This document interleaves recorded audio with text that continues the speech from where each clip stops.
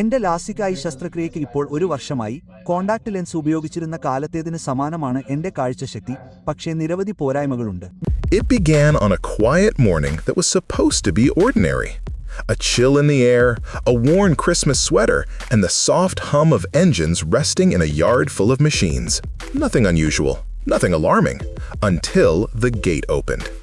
Not politely, not with a knock, but with a decision.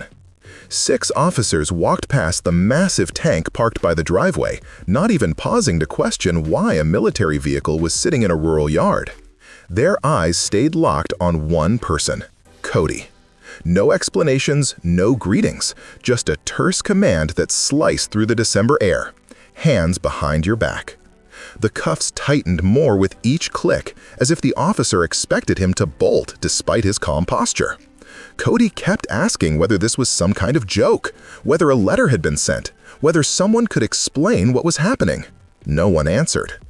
Only when he was standing in the cold, wrists burning from over-tightened steel, did they finally hand him a sheet of paper. A criminal warrant. The charge, tax evasion. Behind the red carpet smiles of fame, something far stranger and far smaller had sparked a chain reaction no one saw coming. And the story behind it would shake the entire automotive world. But this moment was only the beginning. It should have been a joke. That was his first thought. A man in a festive sweater, surrounded by friends, suddenly being treated like a flight risk. Officers who wouldn't crack a smile. A warrant handed over as if he had been hiding gold bars behind a secret wall. Yet the more he asked, the quieter the officers became. Instead of a standard notice, the kind anyone expects when there's a financial misunderstanding, he was escorted into an unmarked car. No sirens, no explanation, just the cold realization that this wasn't a misunderstanding at all. Inside the station, rumors spread faster than facts. Some whispered his bail was $2 million. Others claimed the state was preparing a massive case. The truth was far smaller, almost absurdly so. But that truth hadn't surfaced yet, not even close. Because the real reason behind the arrest wasn't about millions, it was about ashes.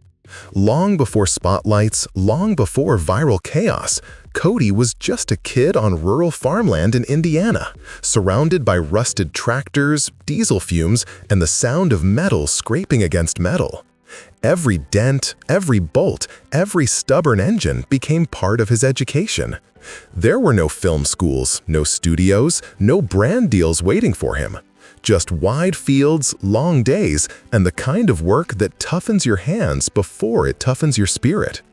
He learned machinery the same way other kids learn textbooks, by touching it, fixing it, breaking it, and putting it back together. This upbringing created something no algorithm could manufacture. Someone unafraid to experiment. Someone who appreciated machines but wasn't sentimental about them. Someone who saw mechanics not as delicate treasures, but as tools to be tested. He didn't know it then, but this small-town foundation would become the backbone of a YouTube empire. Yet that empire would also pull him into a storm he never asked for. It started small. Grainy videos, old trucks, experiments done for fun rather than views. But there was something magnetic about the way he pushed boundaries, something daring, unpredictable, and strangely honest. People watched, then millions watched. And soon, WhistlinDiesel wasn't just a channel, it was a phenomenon. A place where million-dollar machines turned into stress tests, where rules were meant to be questioned, and where every upload felt like a dare aimed at the entire automotive world. One moment defined him more than any other: the Ferrari F8. Sleek, red, perfect, and eventually engulfed in flames after a trip through a dry Texas cornfield. What should have been a disaster turned into viral legend. Not because of destruction, but because he dared to do what no one else would: treat a supercar like a disposable tool. That video would later return not as entertainment, but as evidence. Evidence tied to a vehicle that no longer existed, and yet the state claimed it still owed them money. The Montana LLC strategy wasn't a secret, not a trick, not a hidden act. For decades, wealthy car owners, celebrities, CEOs, collectors, registered vehicles through businesses in Montana to avoid huge sales taxes in their home states. It was legal, common, and widely understood. Cody did the same with his Ferrari F8. The tax savings were significant. The process was common knowledge. The car carried Montana plates, belonged to a Montana business, and traveled across multiple states for filming. Then it caught fire, burned to the frame, reduced to a twisted cube of metal. The car no longer existed, literally. Yet Tennessee claimed that because the Ferrari had been inside their borders at some point, the state deserved the tax payment. It wasn't a conversation. It wasn't a request. It was a criminal accusation. And it arrived years after the car had already turned to ash. But the next step Tennessee took was something that left the entire car community stunned. A normal tax disagreement begins with a letter, a notice, maybe a phone call, something routine, something human. This one began with a raid. No civil warning, no courtesy communication, no standard audit procedure. Just officers at his door, a criminal summons, and a ride to jail. The state had skipped every step in between. The escalation felt deliberate, calculated. In the holding cell, surrounded by echoes and uncertainty, Cody tried to make sense of it. This wasn't a violent case. It wasn't a hidden money scandal. It wasn't even a dispute over a functioning car. Yet here he was, fingerprinted, photographed, and placed behind bars. As misinformation spread online, the narrative warped. Many believed he was facing massive charges, catastrophic fines, or a financial empire collapsing in real time. But all of that was noise. The reality was much stranger.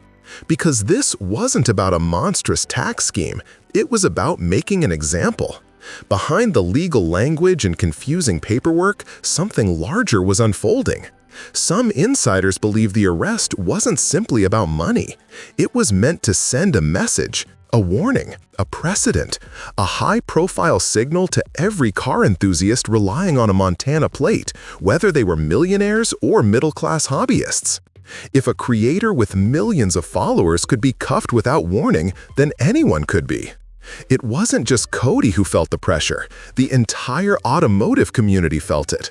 Comment sections turned into debates about rights, taxes, and fear. Car owners started double-checking paperwork, wondering if a knock on their own door might come next. The psychological weight was heavy. Yet, amid the tension, something unexpected happened. Cody didn't retreat. He didn't apologize. He didn't hide. He made a decision that shifted the narrative entirely. Instead of backing down, he chose to escalate, but in his own way.